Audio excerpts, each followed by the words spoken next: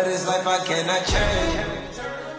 So first of all, I have the body of the FX30. I didn't get the top handle version because I don't need to record XLR input into it. I have a Zoom H6 that I use for that. Next, we have the Sigma lens, which is a 18 to 50 millimeter lens, 24 to 70 crop sensor equivalent. Now, the reason I got this lens instead of a Sony G Master lens is because I don't need to pay $3,000 Canadian for slightly better image quality, focus breathing compensation. I just didn't see the value in that. I might get one later down the road, but not right now. So we have the Sigma lens, and then lastly, we have the Peter McKinnon Polar Pro Variable ND. If you don't know what a Variable ND is, you can twist it and the image gets darker without affecting like ISO, shutter speed, all that sort of stuff. This is the Mist Edition, so it actually softens your highlights a little bit, which again is super cool because it gives you almost like a bit of a dreamy look, which I really love. We just have some step-up rings and SD card, and then also some batteries. Let's open this stuff up. I'm excited to show you how it is.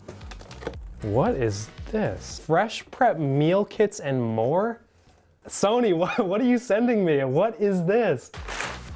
All right, so here's the actual box of it. Pretty standard.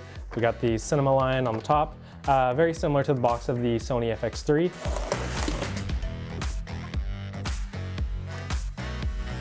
Peter McKinnon Mist Edition 2, super cool.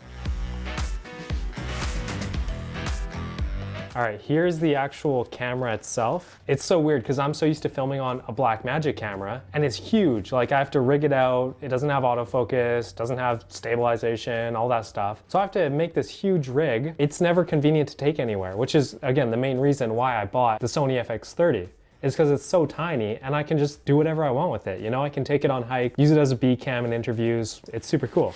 Oh, it's so clean. Look at that. That is so cool. That was so clean. It's a really nice size. It's so small. How do they fit a 6K image sensor in there? That is insane. I don't know. I'm super excited to try it out. On the side here, we have the SD card slot and the CF Express A slot. So you can, I believe you can dual record with that. That's pretty cool. You have the power toggle on and off. Other than that, pretty standard body. Just for convenience, if you're ever doing something, if your finger can't get to the record button on top here, then you can just hit the bottom, which is kind of cool. Next, let's open up the Sigma box. Wrapped in an egg carton, that's interesting. This lens is a lot smaller than I was expecting. It's tiny actually. So if you guys are considering getting this, which again, I think is personally the best budget lens, and I'll show you the results after, it's super tiny, it's super light compared to the Canon like L lenses, which are super heavy beasts. This is super cool. So I just attached the lens to the camera body and I'm actually really surprised. Like this lens, if you can listen,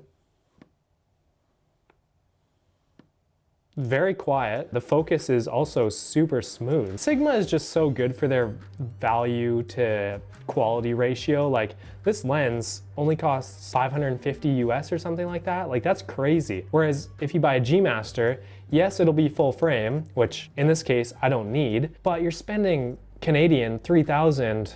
I don't know, it's just tough to justify, right? So I'm brand new to Sony. I come from Canon and Blackmagic, and I love Blackmagic. I was just finding that it's too big to take around everywhere, and I think Sony is doing a great job with all their new systems, innovating and making good cameras. Like, yeah, they're more expensive, but now that I do this as a business, it becomes a bit more reasonable. This is a very cheap starter camera. I think it's $1,700 or $1,800 US dollars, which is great to get into. Like the Blackmagics are pretty similar to that now. That's awesome that they're trying to compete with Blackmagic and give people a budget friendly. But if I like this one, I see myself moving into the FX6 very soon. So this is what the camera looks like now that we have the body, the lens, and then the Polar Pro mist filter attached. It's tiny. Like this is the smallest camera I've had in years. I'm so excited to get out shooting with it, hopefully later today if I can charge the batteries in time. I think that's just about everything. For